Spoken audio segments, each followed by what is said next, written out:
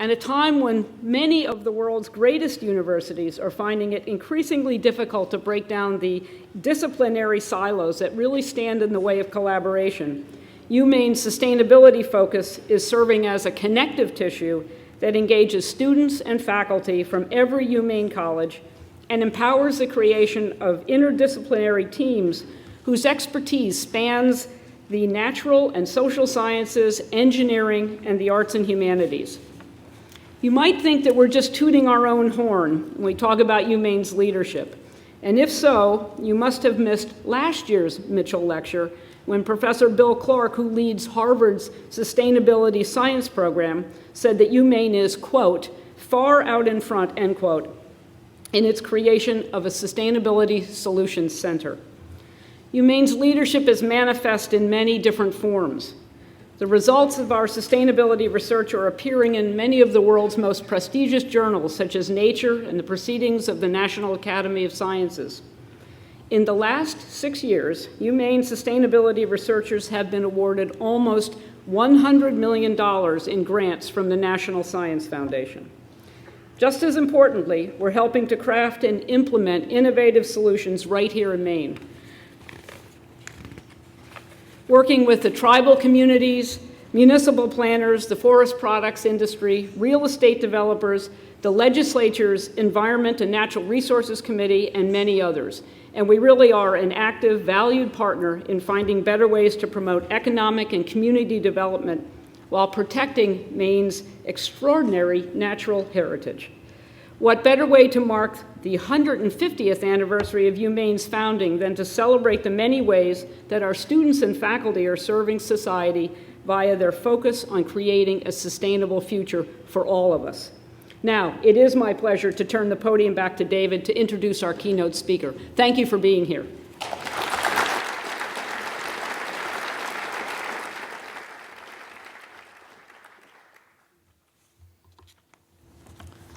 Before I introduce our keynote speaker, I understand that some students in the audience may need to leave midway through the lecture to attend 2 p.m. classes.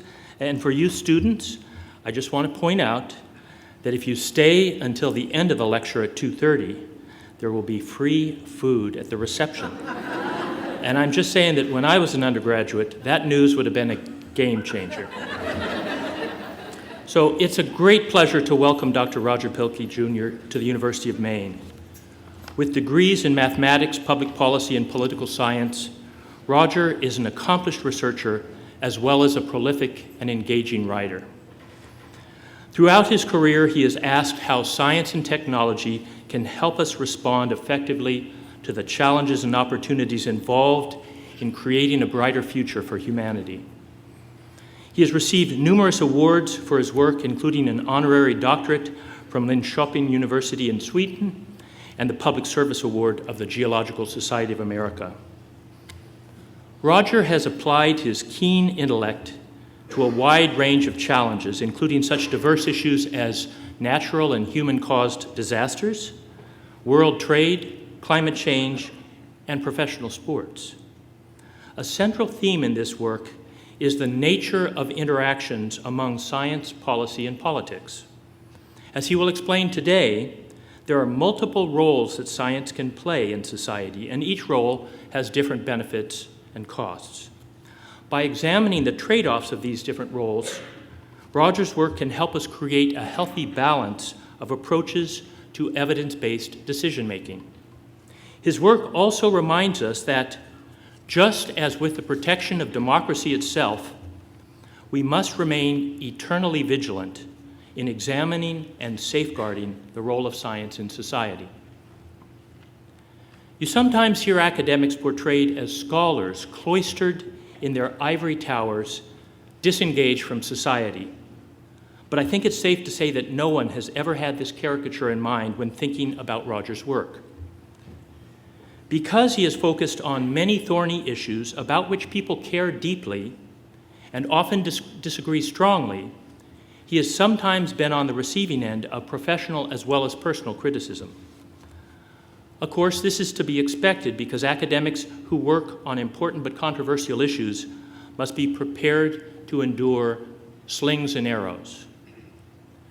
When my colleagues express understandable concern about being criticized in the public sphere, I remind them that one of the best ways to minimize the risks of such discomfort is to work on problems that nobody cares about. I'm happy to report that they, like Roger, have opted for the lesser of two evils. They've committed themselves to wrestle with messy, real-world problems despite the bruises. Indeed, Roger's work underscores the extraordinary opportunity that scientists and other scholars have to engage with society in the search for solutions. Before I turn the podium over to Roger, however, I need to address some confusion that has arisen regarding the meaning of the term Slugfest in the lecture title. Some people apparently thought that Slugfest was a reference to Senator Mitchell's leadership of the investigation of performance-enhancing drugs in Major League Baseball, especially the view that steroid use contributed to the increase in home runs by a number of players. Just for the record, even though this is very important work, this isn't what we had in mind when we designed the lecture. So, good guess, but no. Others suggested that it referred to the time I spent as an undergraduate at the University of California at Santa Cruz, an experimental university that was created in the 1960s and whose student body had an uneasy relationship with authority and an abiding fondness for all things meek.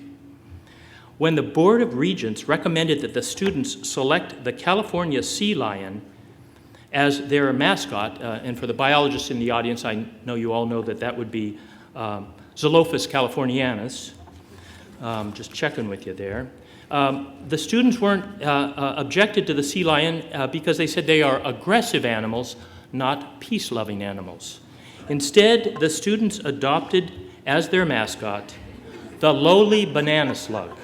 True story. Needless to say, Slugfests were a frequent social event where you could always count on extra helpings of slime. So, although it isn't surprising that the term Slugfest would bring back fond memories for an alum like me, this isn't what we were going for in the lecture either. No, our concept was quite simple. We were just using Slugfest as a pugilistic metaphor for the challenges involved in resolving conflicts that often arise because of the different values, preferences, and goals that are ever present in democratic societies. Now that I've cleared up that confusion, please join me in welcoming Dr. Roger Pielke, Jr. to deliver the Mitchell Lecture.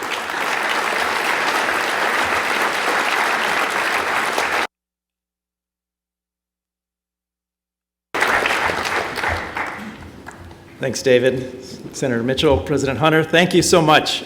It's great to be here. It's great to see so many students. I'm a professor. I have PowerPoints. I could go on for hours and hours, but I guess people have to get to class and to a reception, so I'm going to jump right into my talk today. So I have a single focus, and the focus is how do we get good expert advice in highly politicized settings? And the stories I'll relate to you today are that we love experts.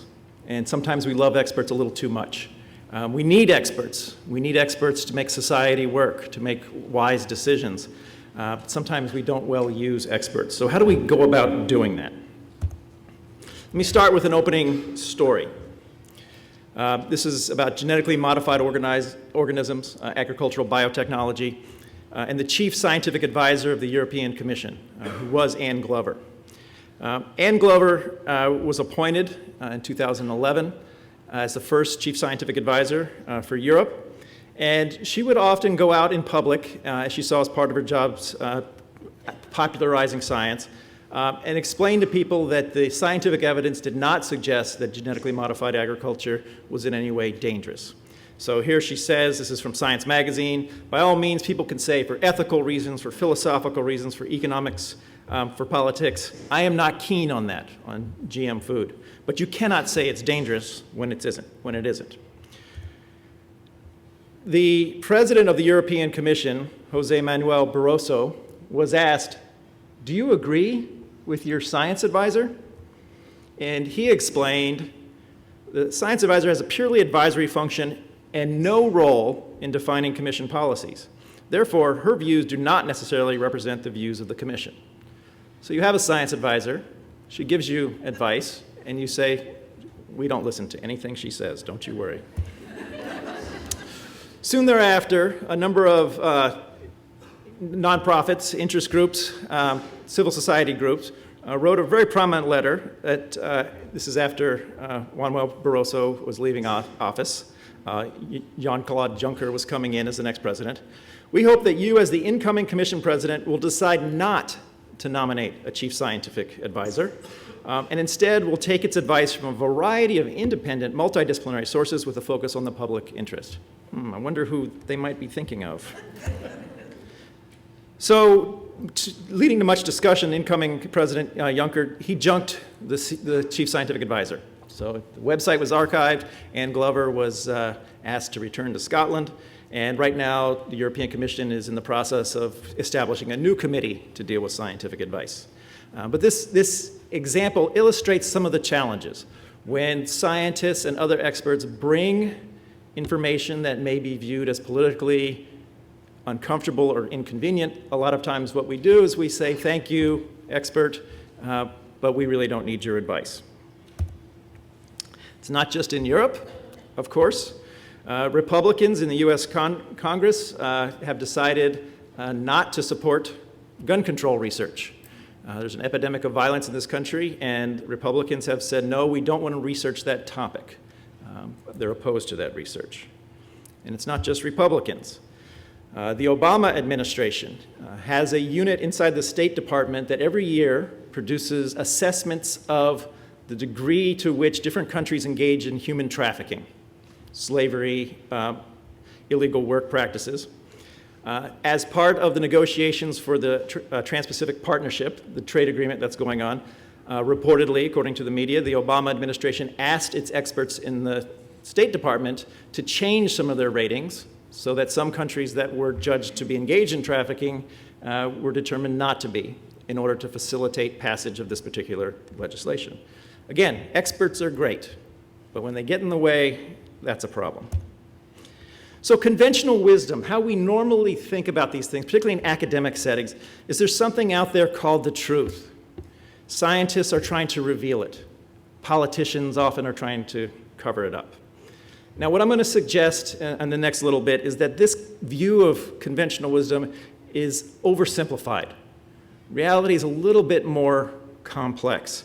And if we're going to deal well with experts in politics and improve the use of experts, we need a more nuanced, a more sophisticated understanding of the relationship of knowledge and action in politics. So in last week's issue of Nature magazine, I would encourage you to have a look at it. There's a wonderful article on how scientists fool themselves and how they can stop. And there's a number of cognitive issues which arise from psychology, from pressures on publication, and so on, that lead to knowledge that's being published out in the scientific community being less than reliable in many instances. So an example, a group of psychologists, through kind of an open source approach to science, selected 100 different psychology papers and tried to replicate them, tried to reproduce their results. And when they did that, they found that only 39 of the analyses they looked at could be replicated, and of those, only about 4 were virtually identical, which has prompted a kind of a crisis of confidence in how we do research. How can it possibly be that we publish research and then it turns out not to be replicable, not to be true? This happens in medicine too. The drug company Amgen looked at 53 cancer studies, tried to replicate their findings, could only replicate 6 of them. Economics, this paper is just out last month, looked at 60 studies in economics journals and found less than half of them could be replicated.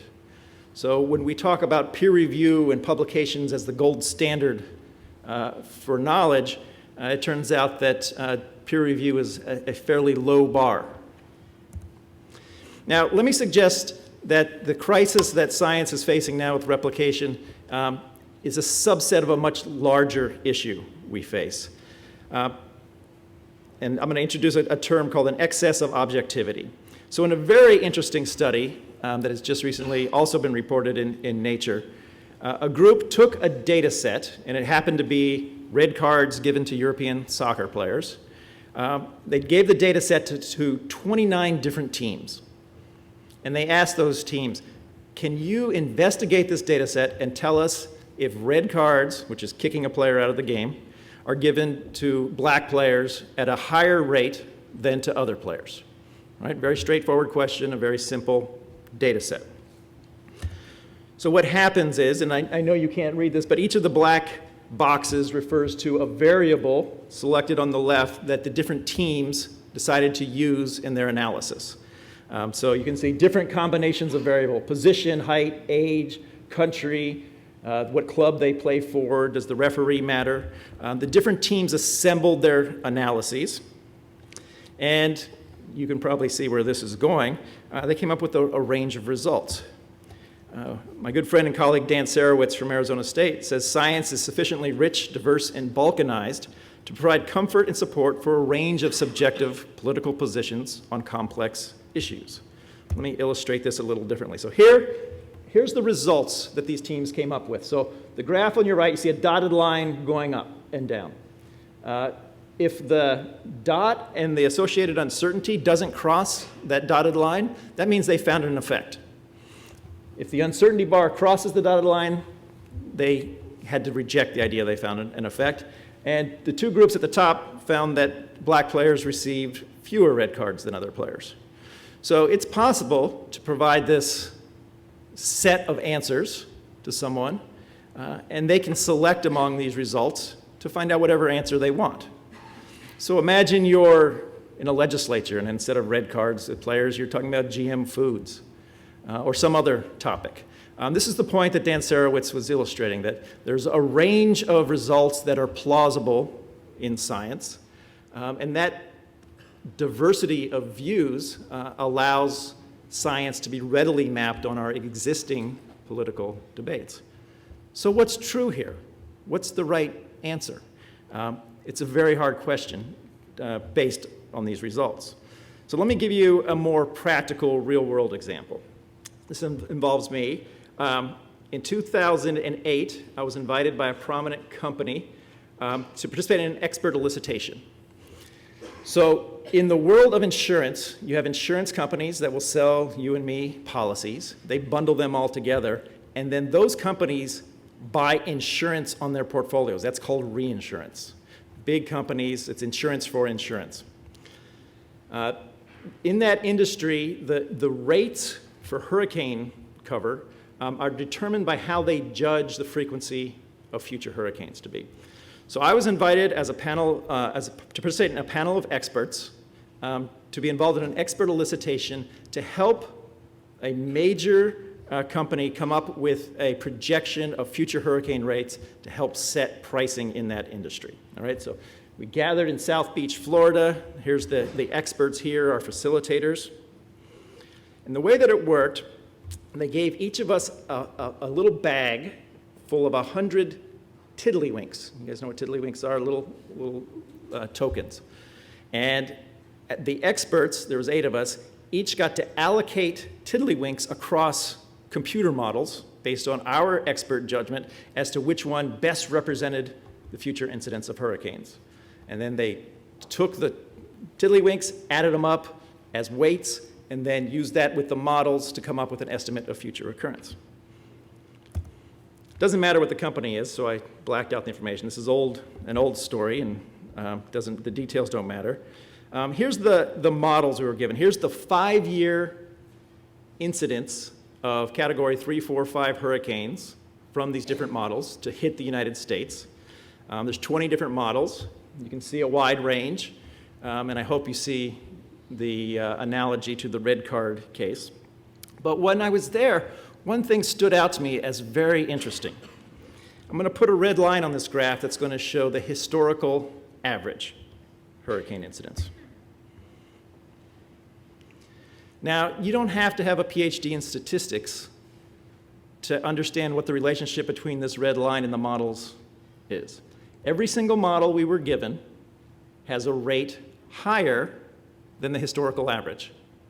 So this got me thinking, what exactly were we doing in this exercise? So the experts weighed the models. It was averaged.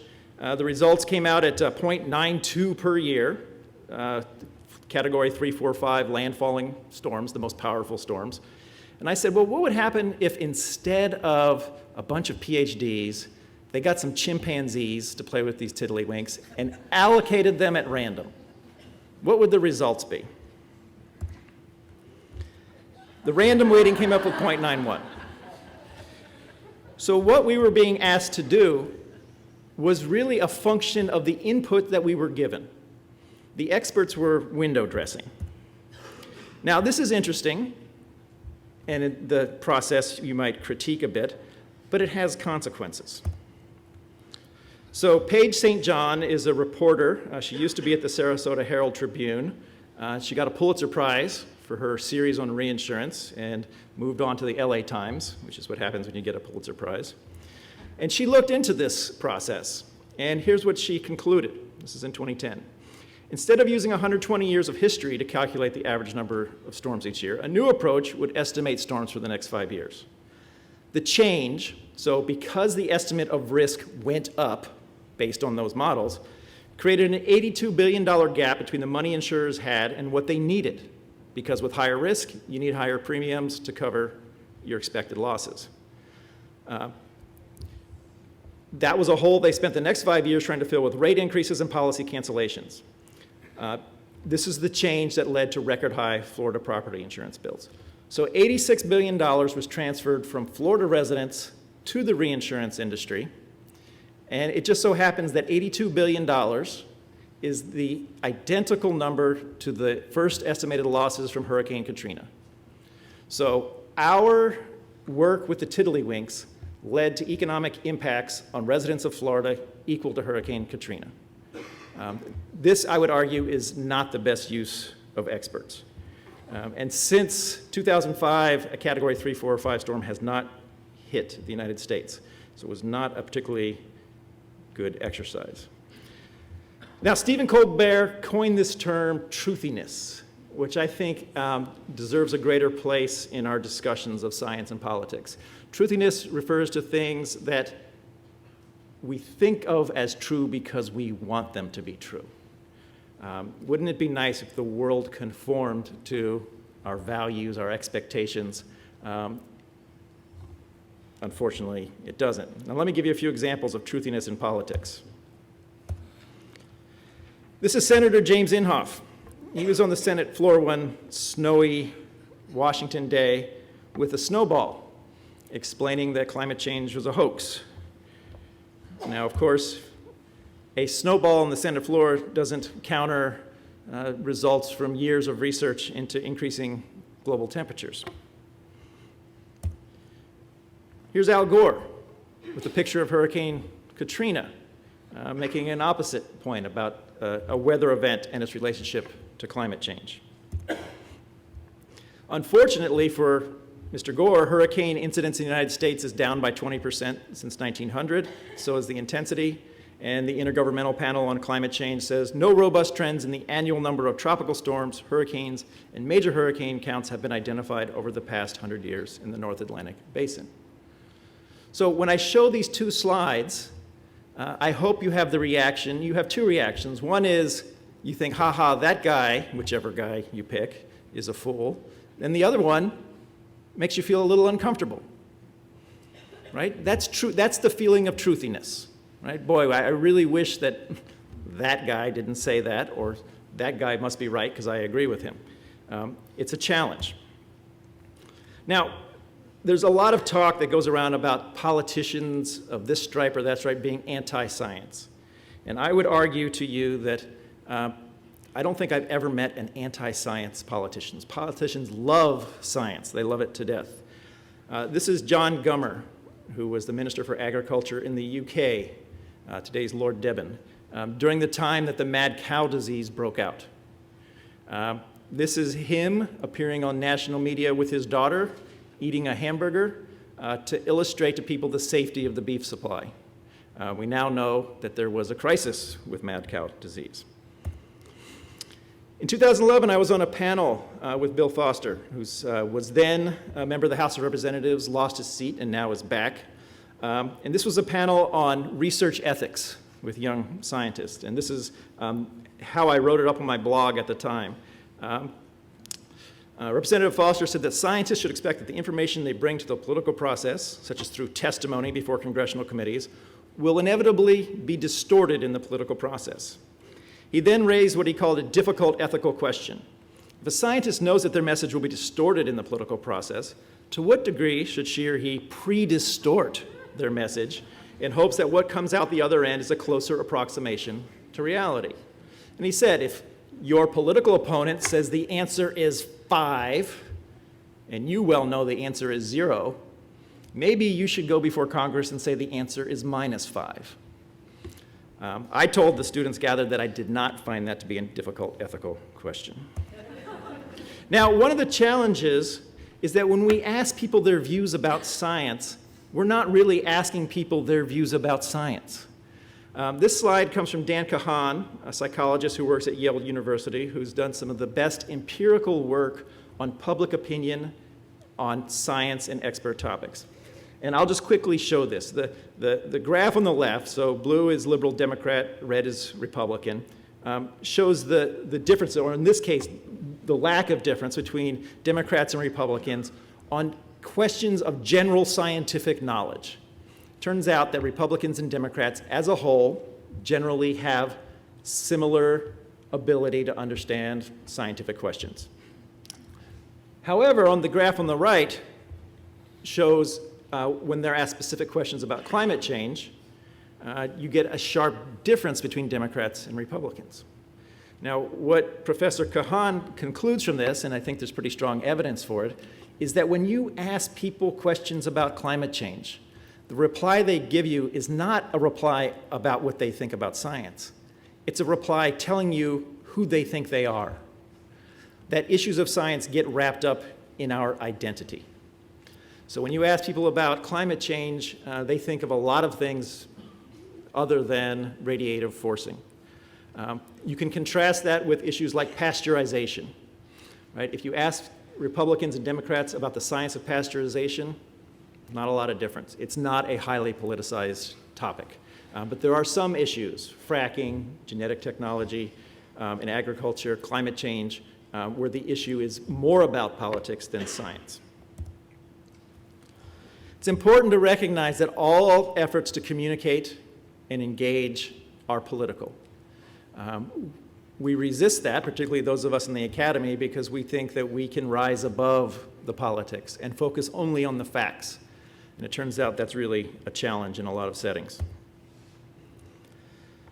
Now, individual scientists have gotten wrapped up in the politics of issues. Here's a very recent one. Kevin Folta is a professor at the University of Florida. He does strawberry research. He's an advocate for the use of genetic modification. Long story short, a number of anti-GMO interest groups did Freedom of Information Act on his emails, recovered something close to 4,000 of his emails. In there, it was revealed he had relationships with corporations, which in agricultural schools you'll find, and also found that the University of Florida had received a $25,000 donation from Monsanto. The result was a front page story in the New York Times, very directly accusing this professor of wrongdoing and suggesting he was an improper participant in the debate. What I found remarkable, Nature Biotechnology, one of the leading journals, issued a strong rebuke to the New York Times. This is not how the New York Times is usually referred to. This is how demagogues and anti-science zealots succeed. They extract a high cost for free speech, they coerce the informed into silence, they create hostile environments that threaten vibrant, rare species with extinction. The vibrant, rare species is the scientists willing to go out in public and engage.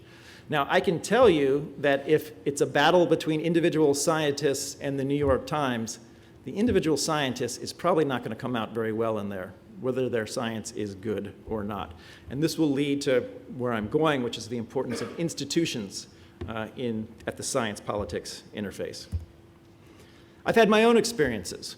So I testified before Congress in 2013 on the science of extreme weather, presented some of the same data I showed you on hurricanes, and as a result of that, a member of the House of Representatives investigated me, suggesting, wrongly, that perhaps I had received funding from the fossil fuel industry. But if it's me against a member of the House of Representatives, you can guess who wins in that debate. But with all of that, you might think, well, I really don't like politics. But let me tell you, thank goodness for politics. Politics is how we get done the business of society.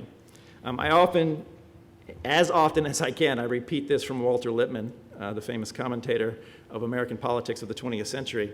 It's a paraphrase, and he said, the goal of politics is not to get everyone to think alike, but rather to get people who think differently to act alike. It's not our job in the political sphere to enforce a uniformity of view on scientific topics or political topics. Collective action requires that people are allowed to think differently, but we find ways to overcome those through collective action.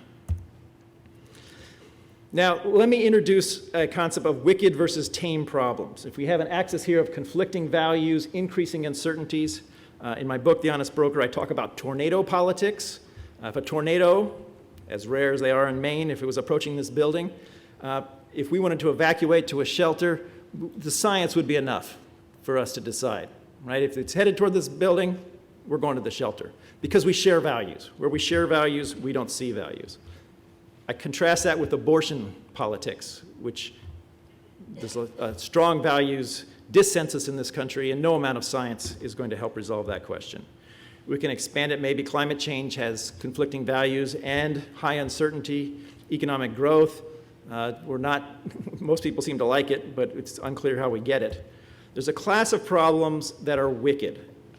These are problems that are difficult. They're characterized by our lack of ability to ever find a solution, but rather we do better or worse.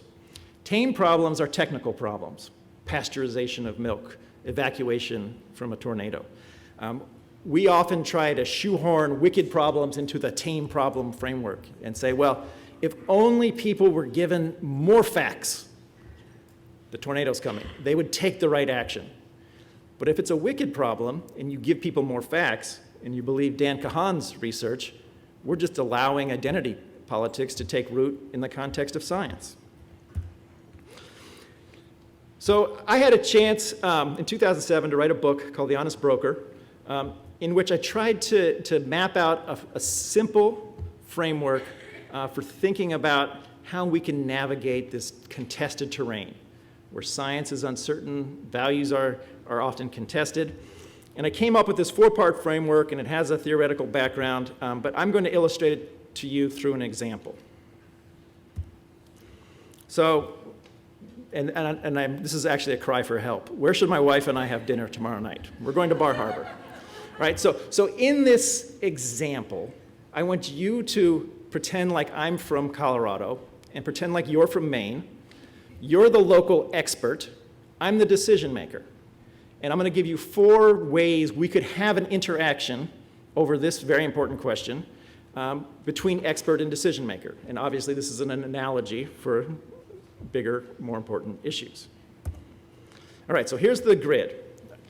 One thing you might do is you might say, hey, I don't want anything to do with your values-based decisions about food.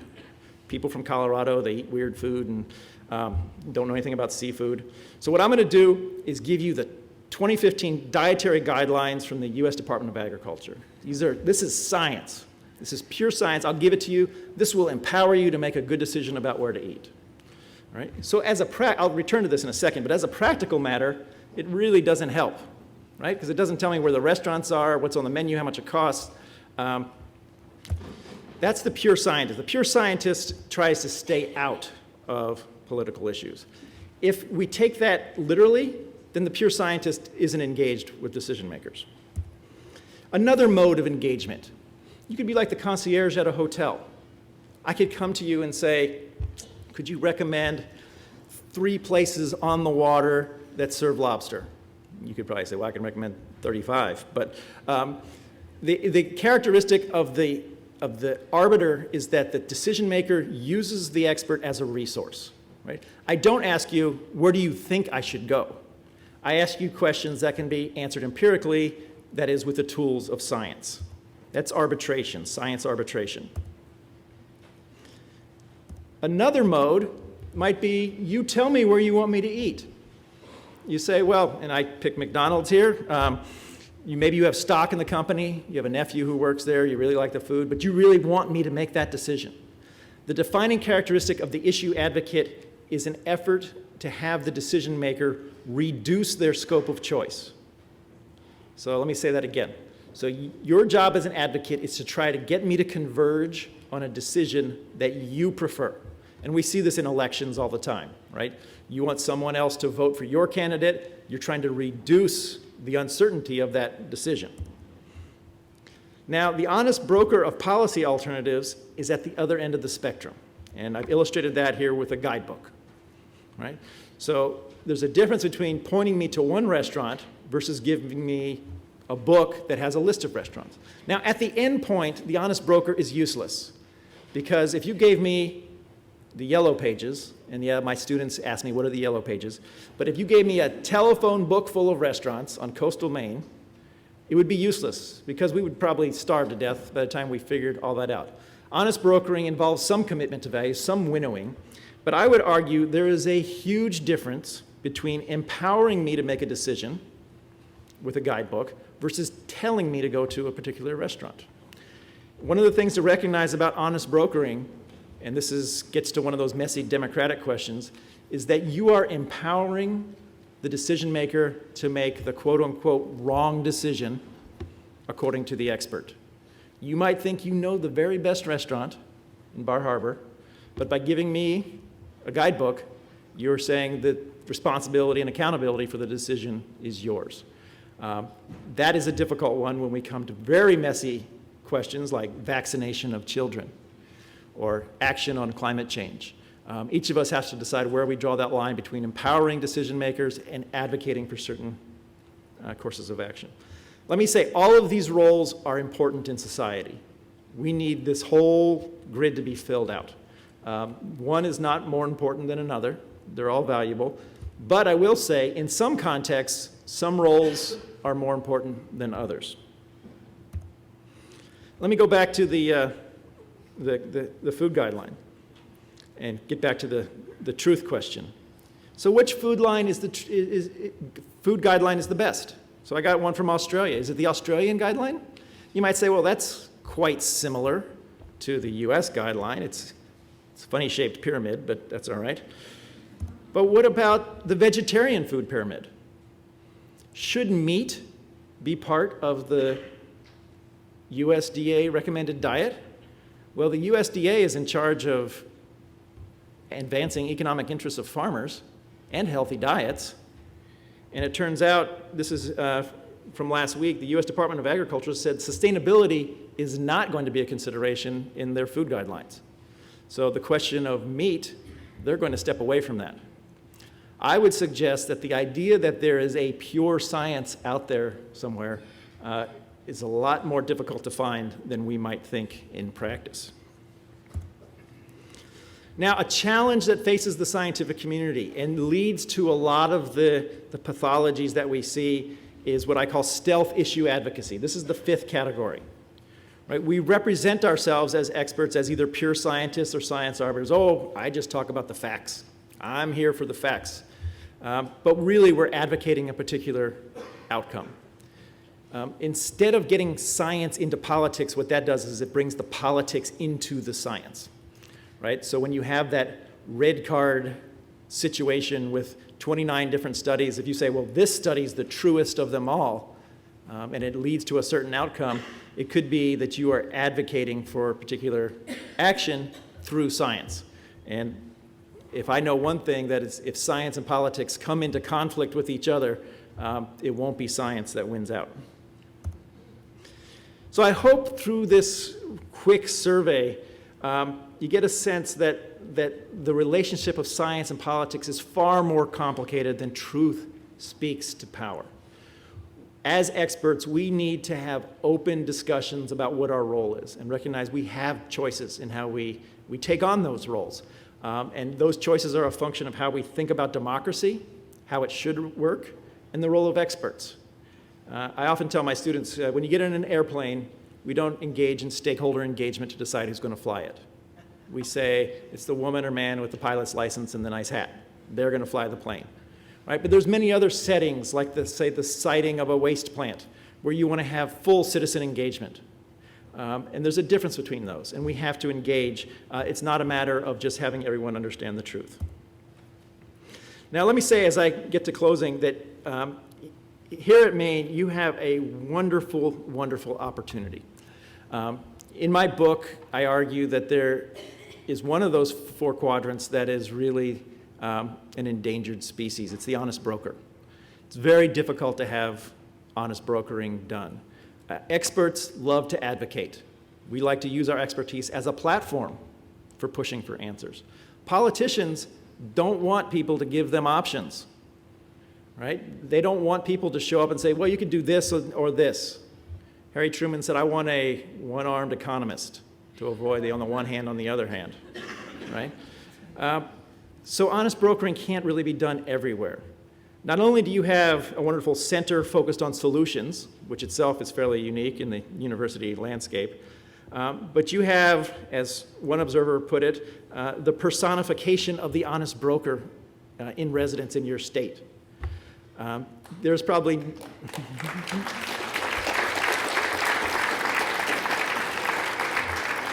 I can tell you that there is no shortage of people out there in the scientific community and elsewhere telling us what they think we should do. There are very few places that you can go where people will tell you what you could do, and that's an important distinction. So I encourage you every success in your search for solutions, and I hope that as part of that you will expand the search for solutions rather than try to narrow it down. A lot of our environmental sustainability questions are gridlocked because we lack new and innovative options, not because we haven't won a political battle. So let me conclude. If you get nothing else from this talk, here's the bottom line. It's really important to openly discuss roles and responsibilities when scientists engage with decision makers in the public. It's not just about science communication. It's not about speaking more clearly or loudly about your science. There are multiple possible roles.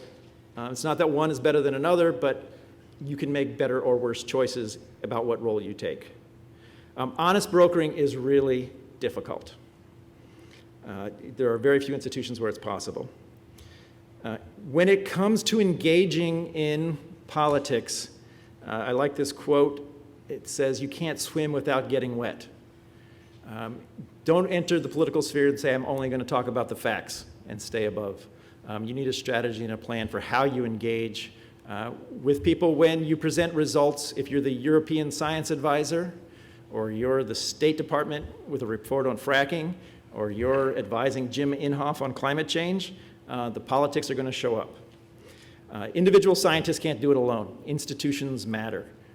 If it's the politicians and the New York Times and Fox News that are coming after scientists, scientists won't win unless they're organized and have a plan for dealing with the politics. You can reach me, pielke@colorado.edu. I love to get feedback and hear from you. Here's a website where you can find some papers and discussion, and I look forward to answering a few questions.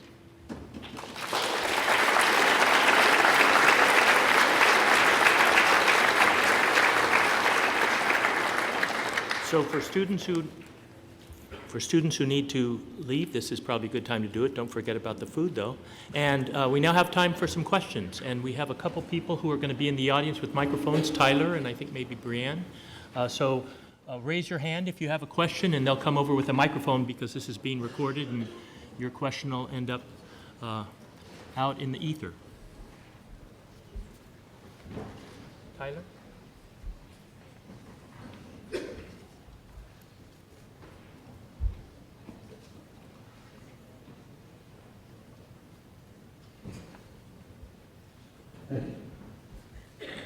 Just one comment. In northern New England, wicked is not an adjective, it's an adverb. These are wicked high problems. They're not wicked problems. But bigger question is, are there some tame problems that started as wicked problems and became tame, like vaccinations, not controversial, vaccinations back in the day, or pasteurization when it was first introduced? The telephone as a technology was going to ruin society 100 years ago. And it's now, we're talking about text messaging the same way. What happened? How did they change from wicked to tame? Yeah, this is a great question. And a short and simple answer is technology. So vaccination, in fact, did start out as a wicked problem, a wicked hard problem. Vaccination was resisted early on. There was political opposition. And we saw like a little taste of this earlier this year. And when the effects of vaccination began to be seen, the politics changed. And you could make the case that earlier this year, when we started to see the debate and a little bit on the left, a little bit of the right opposition to vaccination, some theories about that were that we have lost the ability to see what vaccines do. We live in generations where the diseases that vaccines have an effect have always been with us, right? We don't see polio like maybe our parents or grandparents did. And so it's much easier for the politics to take root when you don't see the effects of a technology. I'll give you another example. Chlorofluorocarbons. So in the 1970s, ozone depletion became an issue. You had environmentalists and industry on opposing sides, very familiar story. HCFCs, hydrochlorofluorocarbons, were invented, which didn't have the ozone depleting properties. They have other problems, but set that aside for the moment. And all of a sudden, environmentalists and industry were on the same side. We don't want the ozone layer to be destroyed, and industry wanted to advance selling a new product.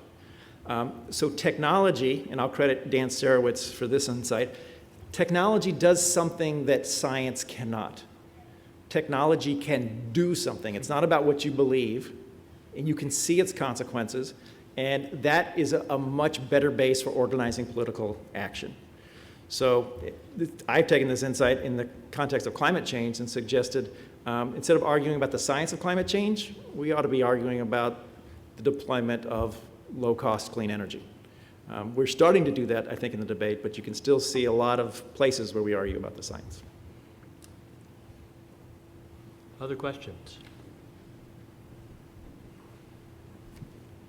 When does a certain role, one of the four roles that you mentioned, can turn a tame problem into a wicked problem through a Cobra effect?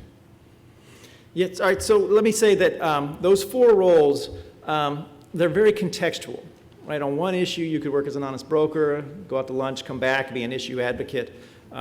It's not something that is like a fiber of your personality. And let me also say the honest broker role is not well suited by an individual. It is best suited by a committee of people with diverse views. You want that committee not to reach a consensus, but to achieve disagreement on what the options are. One of the valuable functions of the honest broker, I think, is to help try to turn wicked problems into tame problems, right? So the technology, HCFCs, in the ozone issue, the new option that was introduced to the policy debate allowed the politics to reconfigure in a new way. Often we take the political world as fixed. There's those guys on the right, those guys on the left, and it's always going to be that way. The first champions of solar energy, the biggest champions for solar energy in the 1950s were the Republicans. I'd like us to start thinking about politics as being much more malleable than it is, and one way to do that is to reconfigure problems and options. So this is why I think honest brokering is so essential to a well-functioning democracy. Sometimes the Madisonian view of different factions out there competing, leading to good action, breaks down. And we need experts not to tell us what to do, but to introduce options that allow the politics to move forward. I think we're going to need to stop there, so let's thank Roger again. Hey, Roger.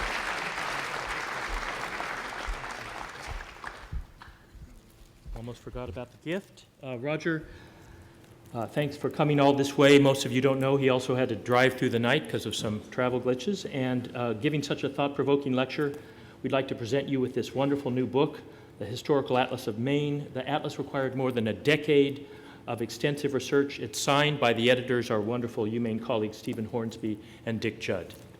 Thank you.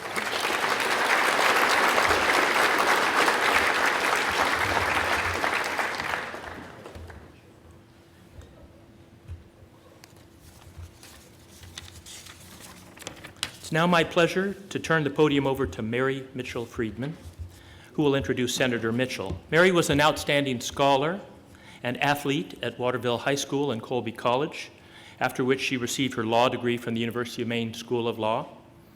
She's played many leadership roles in charitable organizations, including as a founding board member and the past president of the Mitchell Scholarship Research Institute, where she continues to serve on the board.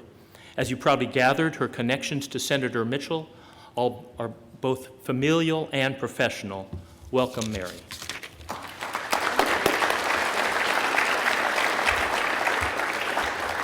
Good afternoon. It's a pleasure to be here today, and I am really thrilled to be able to introduce Senator George Mitchell to you. I'm thrilled because it's about the easiest job in the world, because everyone in the room knows who he is. I don't have to say too much. He's a legendary public servant here in Maine, and in fact throughout our country. You know, George Mitchell's been a federal prosecutor, a federal judge, a United States senator, the majority leader. He's an author, he's a world-renowned diplomat. But throughout that illustrious career, he has never forgotten where he came from, and he has never wavered in his dedication to the citizens of the state of Maine. As David mentioned, I've worked with George Mitchell at the Mitchell Institute for the past 20 years. And I'd like to take a few minutes today to talk about that aspect of George Mitchell's career and his visionary leadership of our institute. When he retired from the United States Senate almost 20 years ago now, George knew that he wanted to do something for the young people of our state. Specifically, he wanted to raise the aspirations of children who came from families whose parents, like his own, did not attend college, and children who came from families, like his own, that lived at or below the poverty line. So he set forward to create an organization with a very simple, straightforward mission, and that is to increase the likelihood that young people from every single community in the state of Maine will aspire to, pursue, and achieve a college education. So at the Mitchell Institute, we work in three basic ways to fulfill the senator's mission. First and foremost, we're a scholarship organization. We give out 140 scholarships every year, one for every single public high school in the state of Maine. And we have an additional 10 scholarships dedicated to disadvantaged youth in our state. In 20 years, we've given more than $12 million in direct financial aid to more than 2,400 Maine students. That's a great accomplishment and a great legacy for the senator. But we've done more than that at the Mitchell Institute. The second way that we fulfill our mission is through our research. What we learned from our research in the early years at the Mitchell Institute was that it wasn't enough to give a hardworking student financial aid and expect success in college. It takes more than that.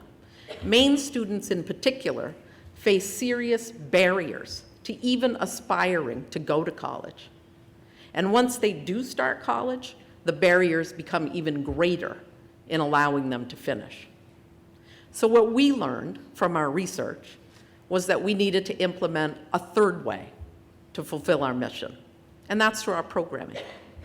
We offer Mitchell scholars a wide variety of options. We ask them to walk through a door with us and make the most of their college education. We give them, every year actually, President Hunter typically welcomes us here at the University of Maine for a welcome brunch for our incoming scholars. After that, we begin a level of engagement with them that continues right through their college career and indeed well beyond. We have more than 1,900 alumni and a very, very active alumni council. So 20 years ago, George Mitchell had the vision, the passion, and the dedication to make the Mitchell Institute a beacon of hope for thousands of Maine students. And it gives me great pleasure to introduce him to you today.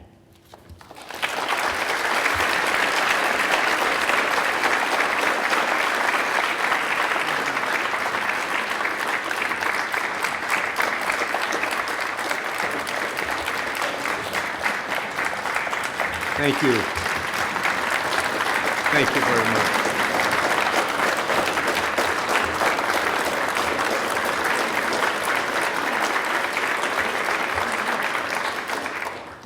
Thank you very much, ladies and gentlemen, for being here today and for your warm reception.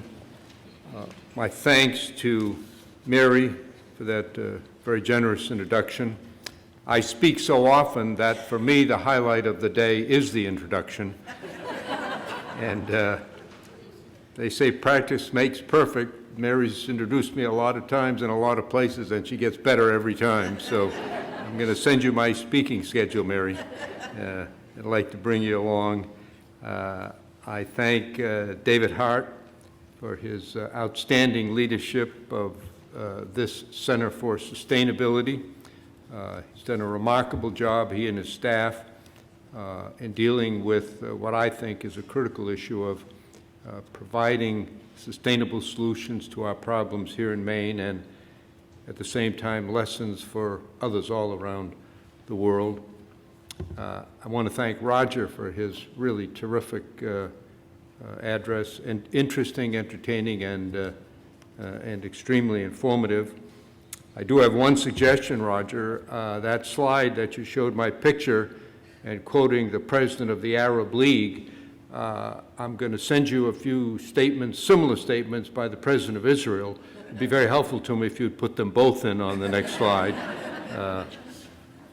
I also especially want to thank President Hunter for her unwavering dedication in leading this great university, as well as the members of her cabinet, the many current and former members of the University of Maine Board of Visitors who are here today. Sue has spent most of her life at this university in a variety of positions. She knows it as well or better than anyone, and she's put that knowledge and the wisdom acquired over years to good use, and I ask you to join me again in thanking Sue for her outstanding leadership at the university.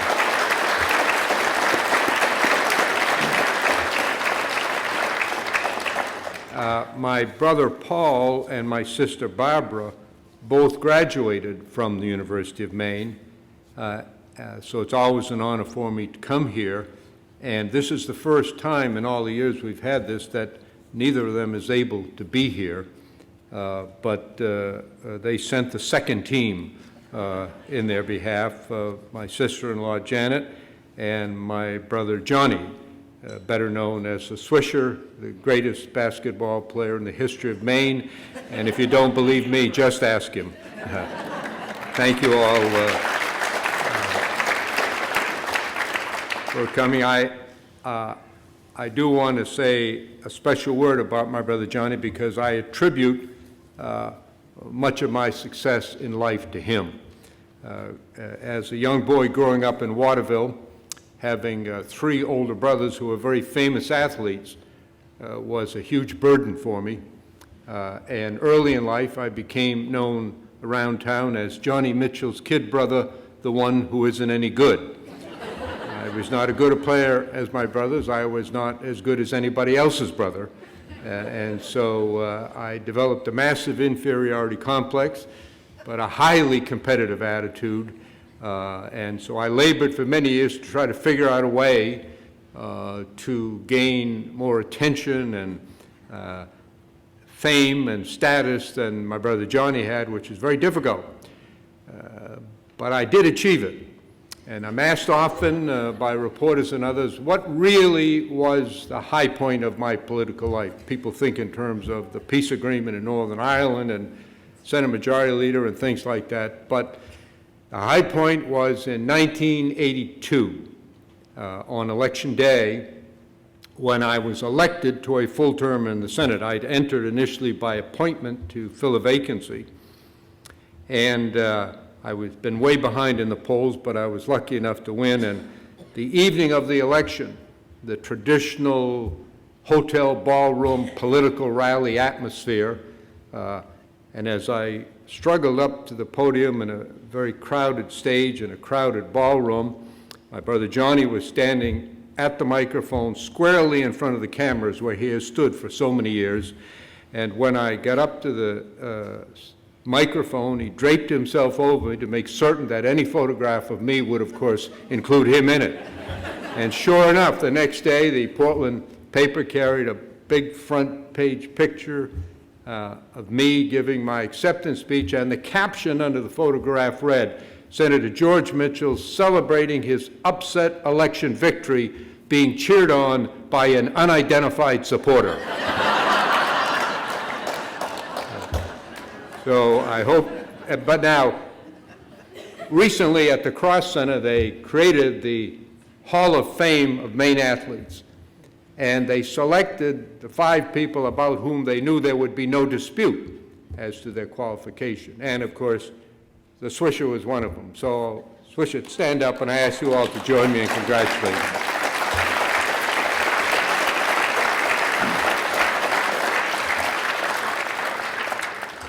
When I travel around the country speaking, I've learned that Maine has a special place in the minds and the hearts of people everywhere. And they have a mental image of Maine. Many of them have come here, many not. And so I'm asked when I speak. Just 2 nights ago, I was in Wilmington, Delaware, and at the reception, someone said, "Well, I hope you're going to tell some Maine stories." And I do tell Maine stories, not in Maine, but I want to tell one here because Roger and his wife are going over to Bar Harbor tonight, and they're going to hike and go to a restaurant in the time that they're there. And so it reminded me of a story that I would like to tell because it represents the part of what we like to think of as the Maine image, one aspect of which is the wily Mainer outsmarting the loud out-of-stater who comes here. And this is a true story. Many of you, I'm sure, most of you have been to Acadia National Park, and you know within the park there's a very nice restaurant, the Jordan Pond House. Roger, this is a subtle advocacy. I think it's the upper right-hand corner of your graph, where there's a nice restaurant on a ridge and there's a beautiful lawn sloping down to the Jordan Pond. And I helped, the original building burned down, and I helped organize the funding to replace it with the current building. And after the summer after it's reopened, I went there to meet 2 friends of mine, a guy from Portland, one from Bangor, to do some hiking and to have tea and popovers on the lawn at the Jordan Pond House. And so the fellow from Portland and I got there, and we waited, and the third one didn't show up. He's from Bangor, so we didn't know whether to start, whether to go for a hike or what. So we decided to call him to find out if he's on the way. So a few years ago, so they had payphones then, out by the entrance to the Jordan Pond House. We went out, and there was a guy standing at the payphone, and he had a card propped up with a bunch of numbers on it, and he was pumping quarters into it, banging the side of the phone and cursing and yelling, and his wife was standing nearby, and he was saying a lot of unkind things about Mainers and yokels and so forth and so on. So I stood there with my friend, and the line got a little bit longer, and we were there in embarrassed silence at this spectacle. And then the guy behind me tapped me on the shoulder. He said, "Excuse me, aren't you Senator Mitchell?" I said, "Yes, I am." He said, "Oh, I'm from Bangor." He said, "I'd like to shake your hand. I supported you." And I said, "Well, that's real nice." We met. He told me his name. And then he said, "Are you here on vacation or are you working?" I said, well, I'm here on vacation with 2 friends. We're just going to do some hiking. So the polite thing to do is I said to him, are you on vacation too? No, no, he said, I'm working. He said, in fact, I'm working right now. I said, you're working right now? What do you do? He said, I'm a telephone repairman. He said, when that guy from New York runs out of quarters, I'm going to fix that phone. Well, there are many restaurants, but the Jordan Pond House is really nice for afternoon tea and popovers. I know we all listened with great interest to Roger's talk, and we appreciate the important work he and his colleagues have been doing to strengthen the contributions of science to the political process. We live in a world in which science and technology increasingly play important roles in shaping our lives. Just think off the top of your head how we travel, how we communicate, how we acquire information, how we care for our sick, meet our energy needs, grow our food, design our cities, manage our forests, all influenced by science and technology.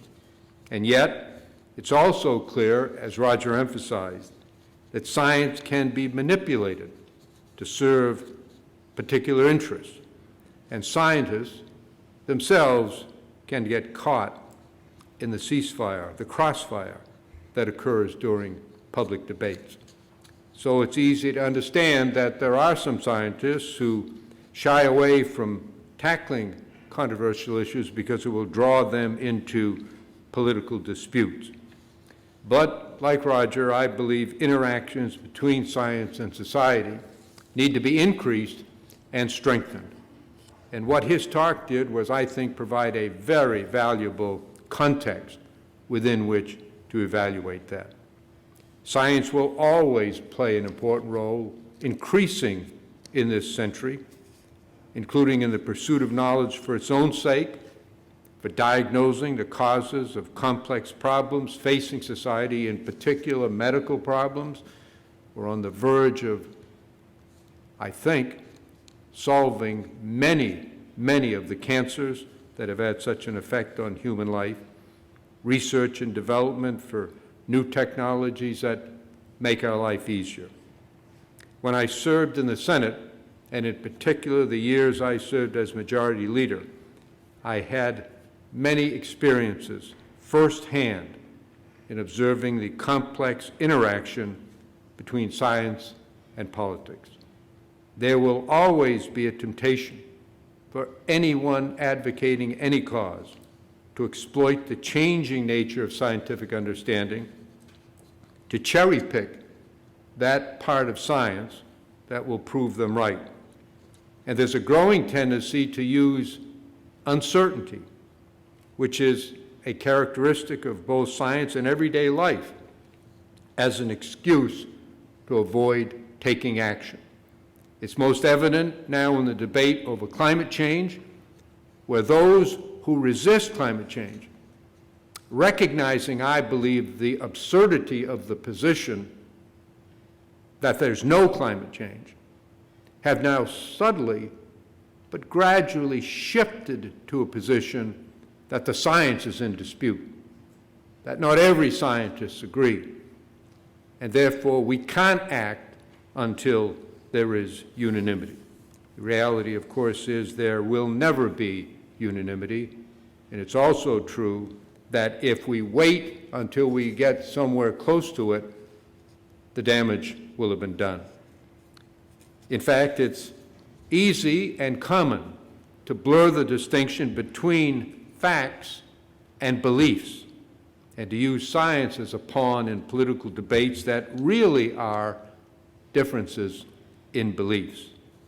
So I share Roger's view that society would benefit greatly from increased emphasis on using science to examine a range of options for solving complex problems, not to impose an outcome, but to suggest broadly acceptable outcomes, to enhance the ability of decision makers to evaluate the trade-offs of the various options.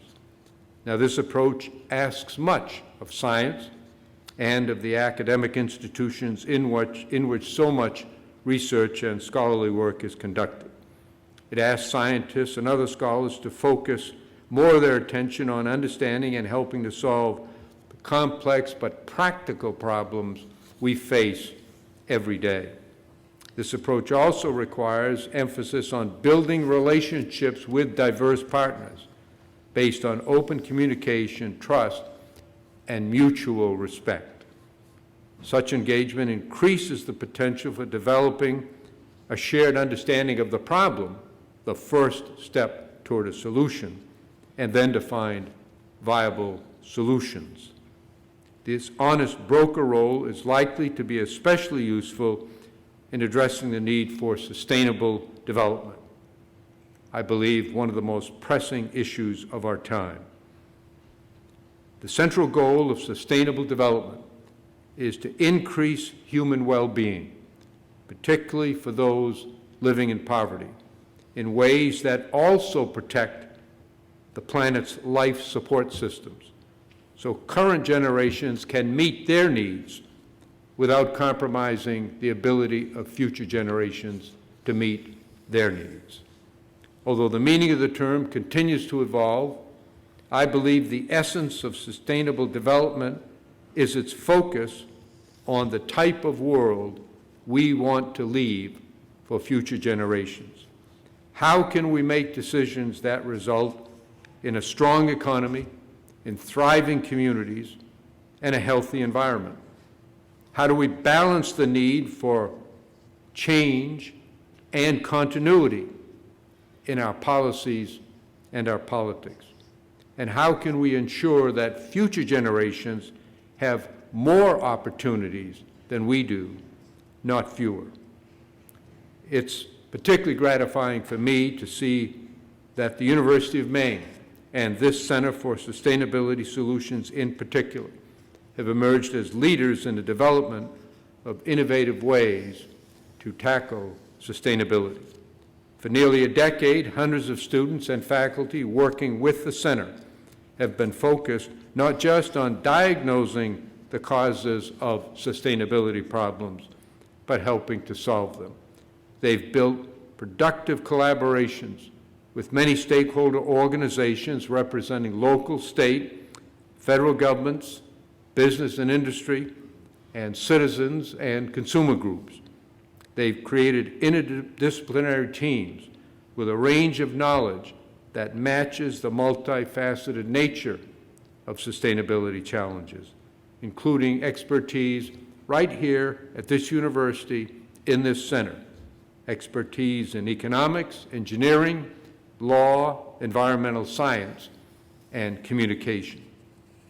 The diversity of expertise helps ensure that solutions are crafted in ways that minimize the unintended consequences that arise when economic goals are pursued without regard to their environmental consequences or vice versa, and addresses the reality that the solution to every human problem contains within itself the seeds of a new problem.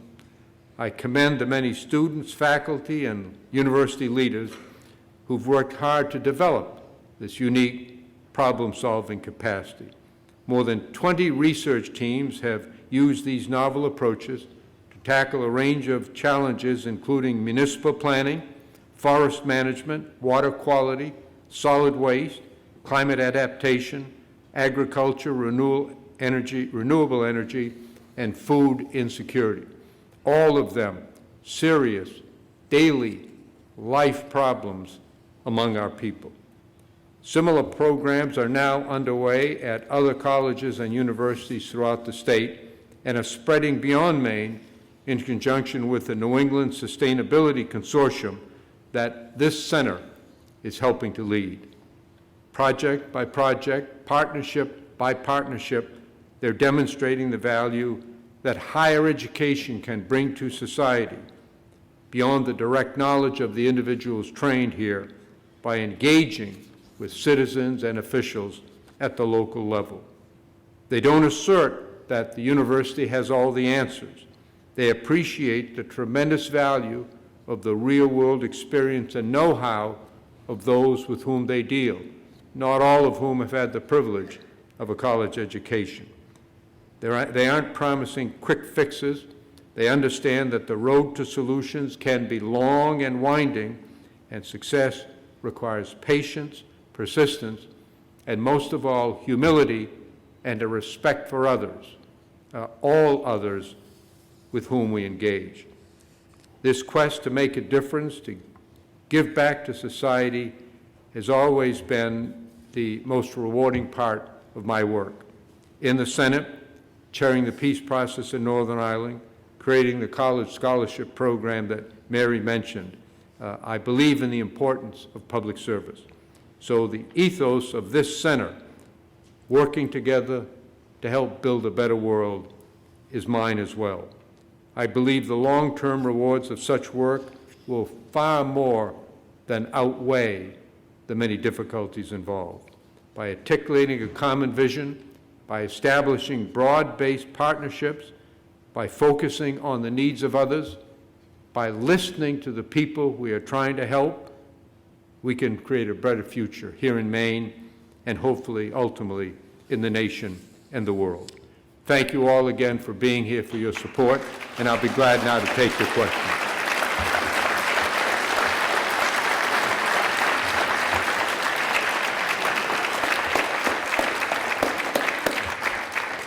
There's time for questions, and again, we have Tyler, I think, and Brianne with microphones, so please raise your hand if you have a question for Senator Mitchell.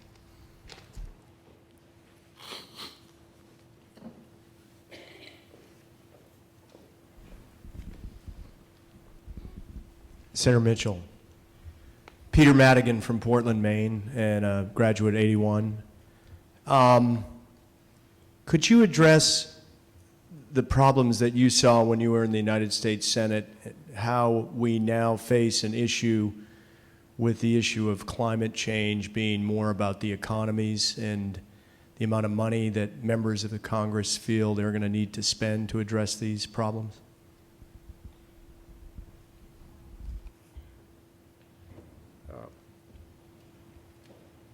That's the first question from almost every audience I address these days.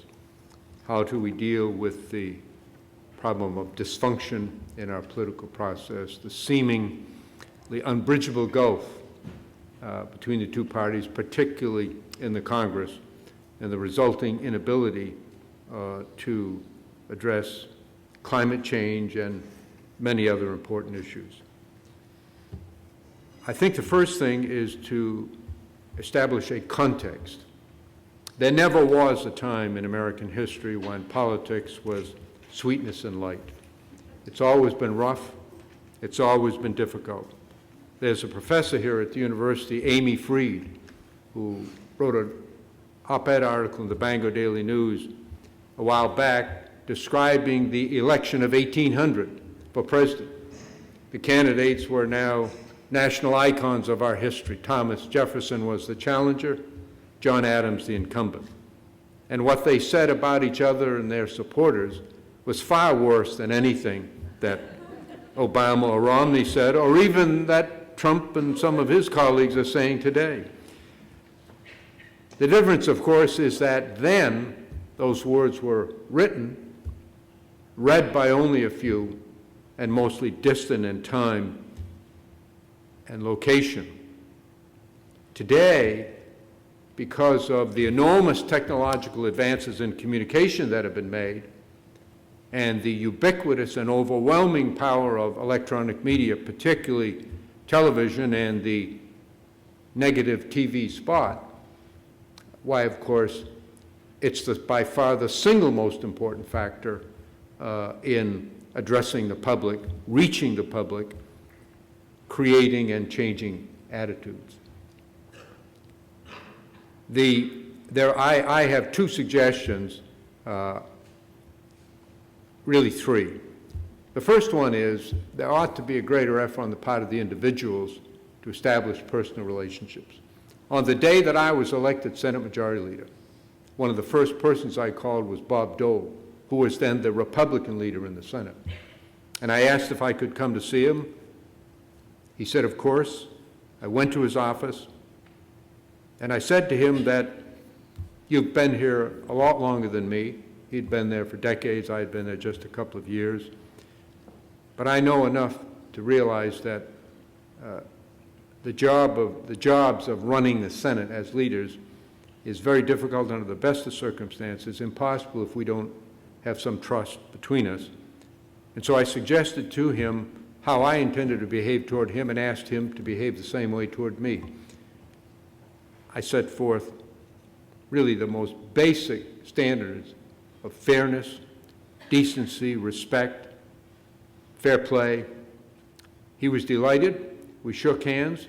To this moment, literally to this moment, never once has a harsh word passed between Bob Dole and me, publicly or privately. We disagreed every day on many, many issues. We had intense debates in public and in private, but we stayed on the issues.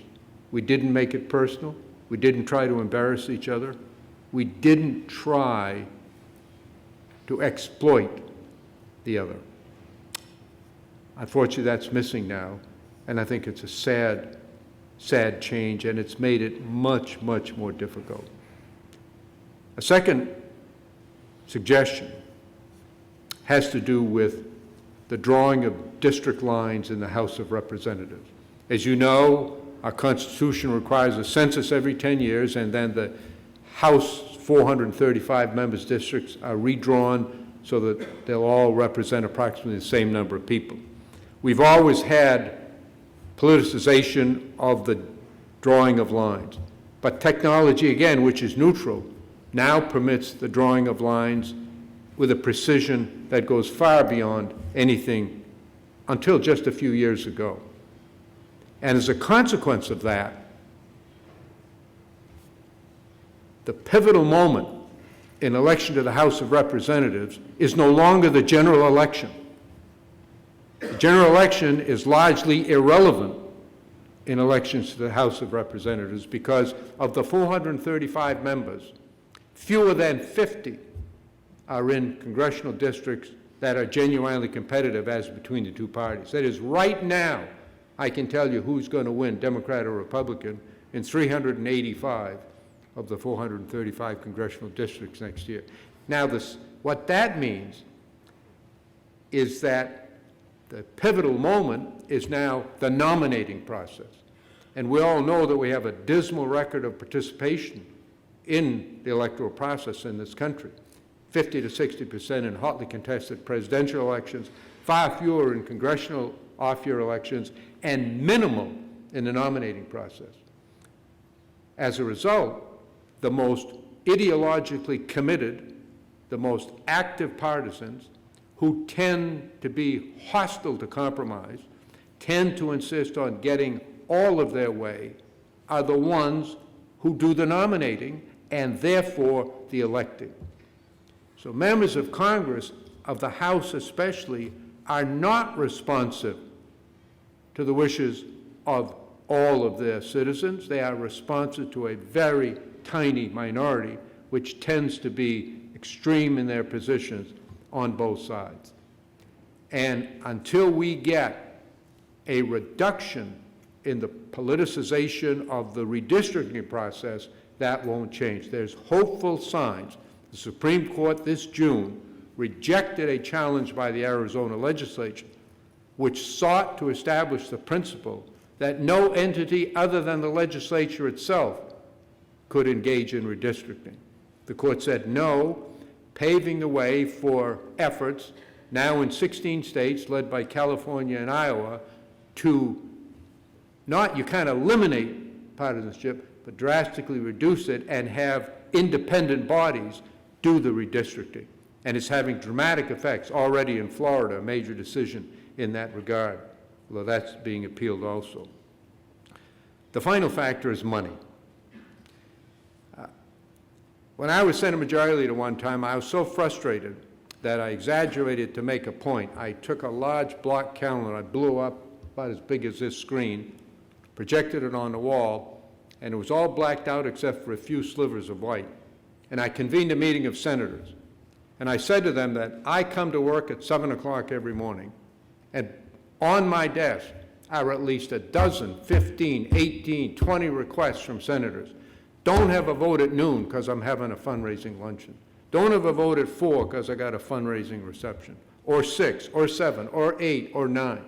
And I said to them, if I accept all of your requests not to have votes when you're doing fundraising, the only times we can vote are between 2 a.m. and 4 a.m. on Thursday morning. That was 20 years ago. It's much worse now. Now, I just applauded the Supreme Court decision on redistricting. Let me now condemn the Supreme Court's decision in the Citizens United case and on fundraising. That will go down in history as one of the worst decisions ever made by any Supreme Court in American history. It has produced two results, both negative. The first, it is now a tsunami of money entering American politics. Do you know that members of the House are told when they come there that they got to devote, they're being advised by their party leadership to set aside 4 hours every day to make fundraising telephone calls? Every day that they're there. And the more diligent ones spend more time at it. And this avalanche of money that's coming in, one family has publicly said they're going to spend $800 million in this campaign. It's produced what I think is the most corrupting element of American politics. I'll ask you here a question. I ask this all over the country.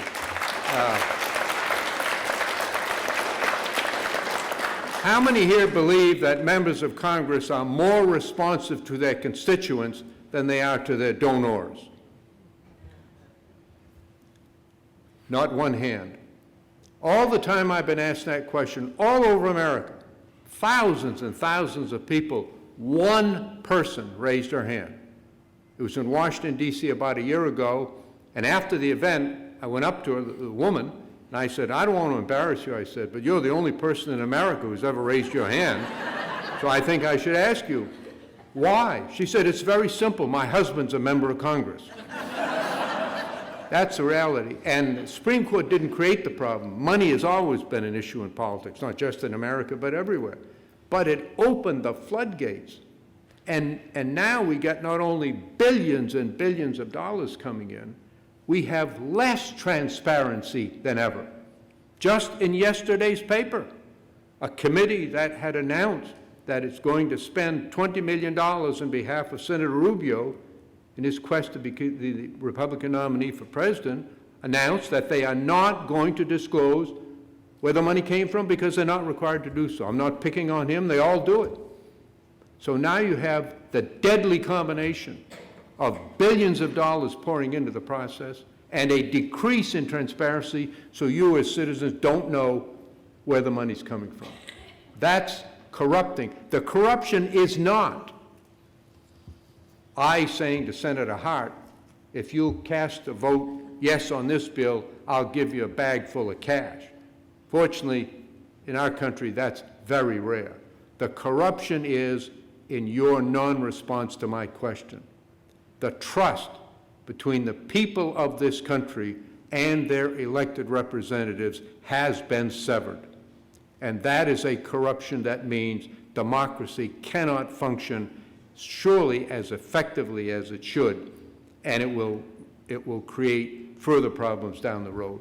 So I think if those things were done, we might have a chance for getting out of the terrible circumstance that we're in now.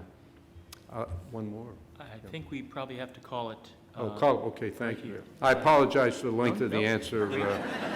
Next year I'll give the yes or no.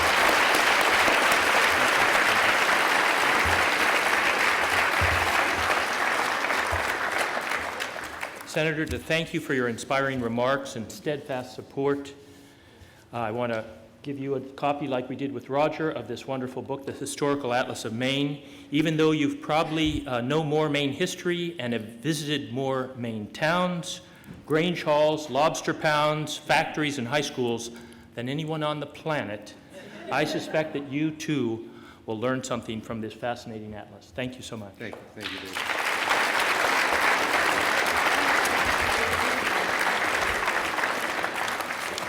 So, in closing, I want to thank our two stellar speakers, as well as the co-sponsors of the Mitchell Center, or the Mitchell Lecture, and the many students, especially the Mitchell Scholars, who helped out today.